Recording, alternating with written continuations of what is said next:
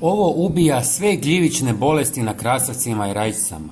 Pepelnica i plamenjača na krasavcima dvije su najopasnije bolesti koje vrtlari mogu susreti i koje u vrlo kratkom vremenu mogu uništiti trud cijele sezone.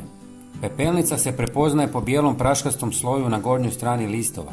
Na prvi pogled čini se bezazleno, no zapravo riječ je o gljivici koja postupno guši biljku. Kako bolest napreduje, listovi požute, suše se i otpadaju, a krastavci ostaju sitni, deformirani i gube okus.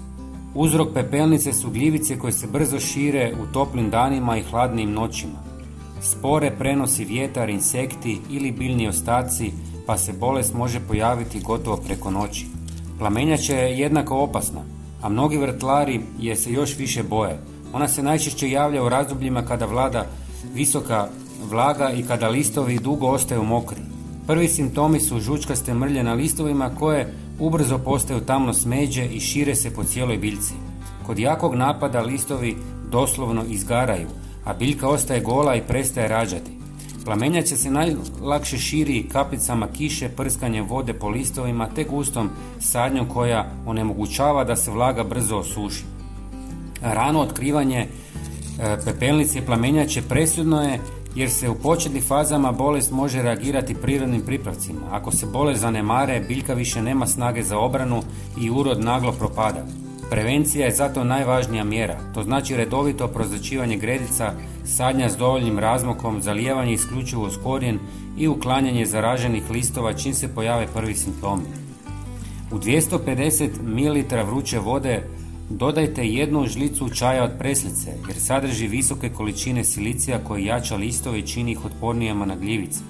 Redovitim prskanjem stvara zaštitni sloj koji otežava razvoj i širenje bolesti. Osim toga, čaj djeluje preventivno, pomažući biljici da ostane zdrava i da bolje podnosi stres uzrokovan infekcijom. Nakon što se voda malo ohladi, dodajte 100 ml sirutke jer stvara tanak zaštitni sloj na listovima koji otežava razvoj gljivica. Proteini i bakteriji sirutke na svjetlo oslobađaju tvari koje uništavaju spore pepelnice. Redovitim prskanjem sirutkom jača se otpornost biljke i usporava širenje bolesti. Osim sirutke možete koristiti i mlijeko. Treći sastojak je žlica nim ulja jer sadrži prirodne spojeve koji uništavaju gljivice i sprječavaju njihovo širenje po listovima. Osim što djeluje na pepelnicu, nim ulje odbija i mnoge štetne kukce pa dvostruko štiti biljku.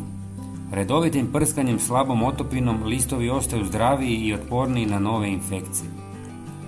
Zadnji sastojak je pola žlice češnjaka u prahu jer sadrži sumporne spojeve koji imaju snažno antifugalno djelovanje. Kada se otopi u vodi i poprskaju listovi, stvara zaštitni sloj koji otežava razvoj gljivice. Osim toga, njegov jak miris odbija mnoge insekte koji mogu prenositi bolesti, pa biljka dobiva dvostruku zaštitu. Sve ostavite par sati da odstoji i zatim procijedite i razrijedite sa još pola litre vode. Dakle, napravili smo oko litru prirodnog fungicida.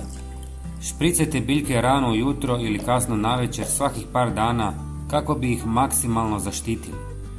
Prijatelji, napišite mi u komentarima koje sastojke vi upotrebljavate protiv pepelnice kako bi i ja naučio nešto novo. Hvala vam i pozdrav!